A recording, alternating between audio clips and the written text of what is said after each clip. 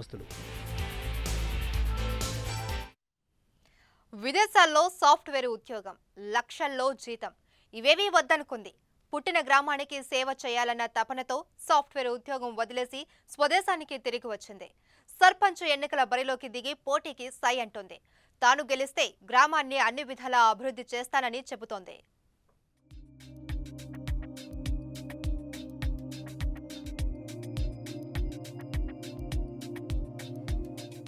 ఇంటింటికి తిరిగి ప్రచారం చేస్తున్న ఈ యువతి పేరు సుస్మిత నాయుడు. నిజామాబాద్ జిల్లా ఎడపల్లికి చెందిన సుస్మిత ఐర్లాండ్లో ఎంబీఏ పూర్తి చేసి అక్కడే సాఫ్ట్వేర్ కంపెనీలో ఉద్యోగినిగా స్థిరపడింది. అయితే తెలంగాణలో పంచాయతీ ఎన్నికలు ఆమెను ఐర్లాండ్ వదిలి స్వగ్రామానికి వచ్చేలా చేశాయి.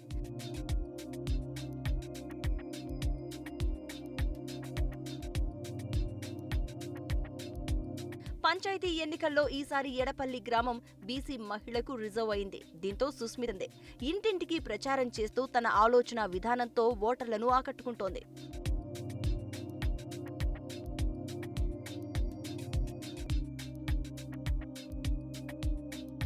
సర్పంచ్ పదవికి పోటీ చేయడానికి తన తండ్రి ఆదర్శమంటోంది సుస్మిత.